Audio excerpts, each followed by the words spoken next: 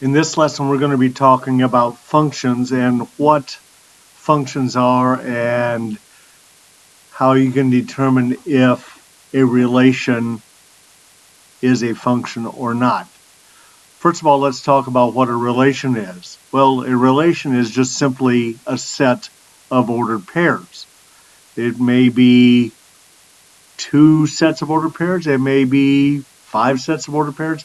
There's no specific number as far as how many ordered pairs make up a relation other than it's just a set of ordered pairs. Now, when we're talking about a relation, one of the things that we have to talk about are domain and range. The domain of a relation is all the x values in that relation. This is also sometimes referred to as the input or the independent variable in an equation. The x values are your input or your independent variable. The reason it's called that sometimes is because there often are no restrictions to what you can choose for your input. That's sort of independent. Your range, on the other hand, are all the y values in a relation. This is called the output or the dependent variable in a relation. The reason it's called that is because the y values in a relation, if you have a relation like y is equal to x plus 5, we can put whatever we want to in for the value of x. All right, because that's why it's called the independent variable. We can put anything we want to in there for x, but whatever we put into it, y always depends on what this is. All right, so y is the dependent variable.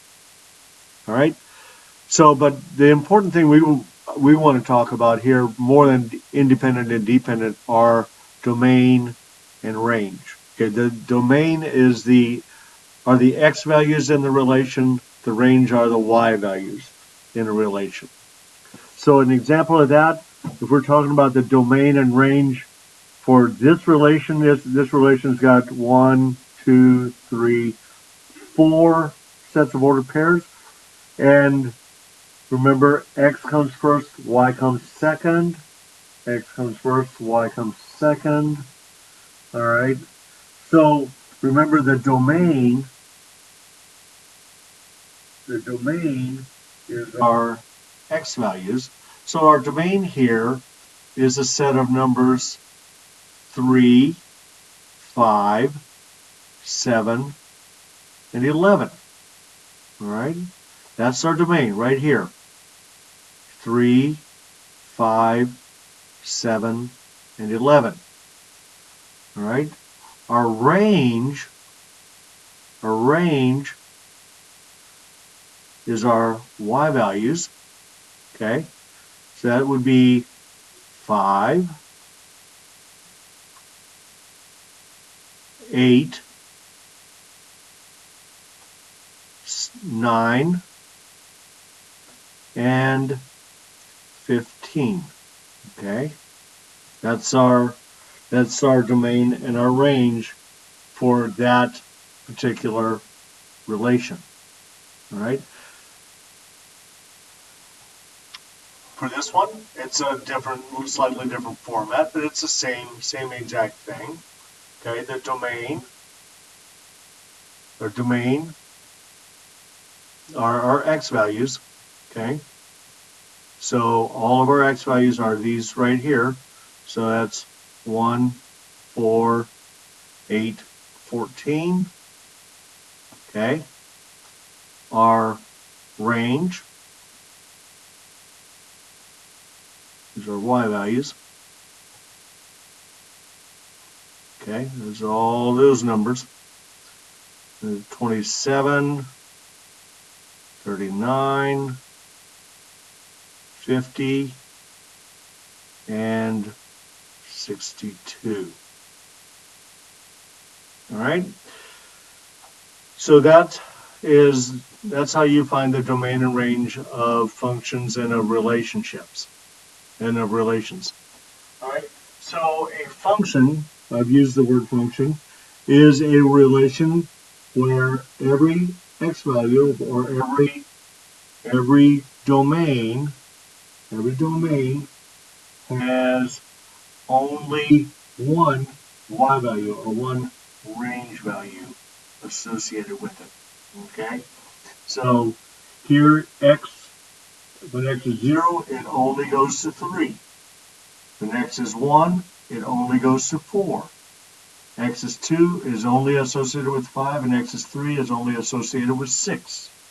That's a function. This over here is not a function because even though 0 goes with 2, 1 goes to 4 and also 6. Okay, so that right there, as soon as we see that, we can see that that is not going to be a function. 0 and 2, 0 goes to 2 and 3 goes to 8. That's a one-to-one relationship there, but the 1 goes to both, has two different outputs. Okay, it has an output of 4 and an output of 6. So that means it is not a function. All right. Sometimes we're given a graph that we're asked to determine whether it's a function or not. Well, because a function has exactly one output for every input, that means that you're not going to have two y values for the same x value. Remember, if you're talking about a graph, you have your x values here, okay? You're not going to have a y value up here and a y value down here for x is equal to 3, okay? And the way that we can test that is the vertical line test, okay? Because a vertical line test just simply says that if you can draw a vertical line that through the entire relation, then if it goes through that relation more than one time, it's not a function. If it only goes through there one time, then it is a function. All right. So here are some examples. Well, let's see here. Does this table represent a function? Well, 2 goes to 3. 3 goes to 4. So far, so good. But then we say, well, 3 also goes to 5. Okay, so this right here, this means 8, can't do it. Okay, and then we also see 2 also goes to 6. So this is not a function. Okay, all right. If we're looking at this table here, well, -1 goes to -7. Okay, so far so good. 9 goes to 1. 12 goes to 8. And 15 goes to -7. So we see here that we have two y values that have different x values that go to it, but the key is that there's different x values that go to that y. So the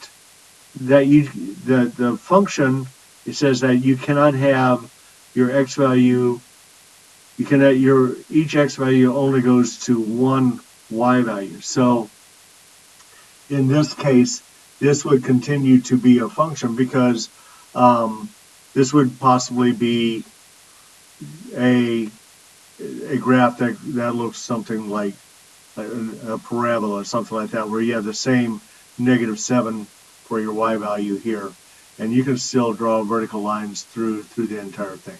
Okay, so that is a function. So the answer there is yes. All right. Does this graph represent a function?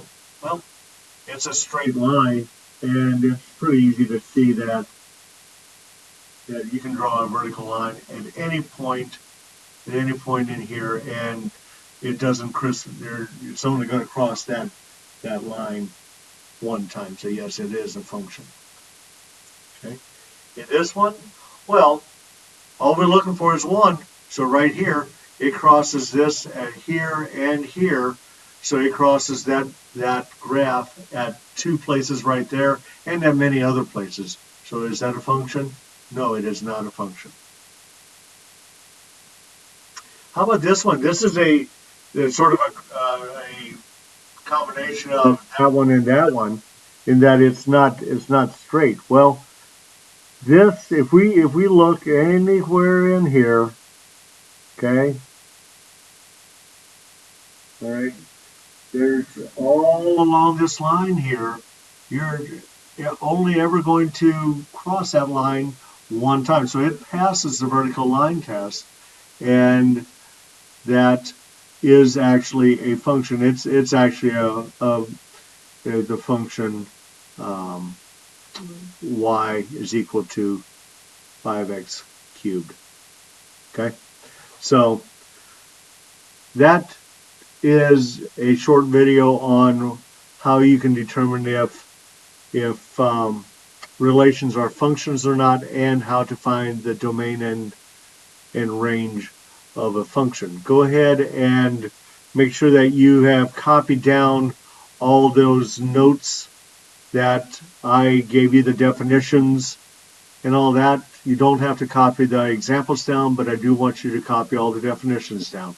So if you have any questions, make sure you ask. See you later.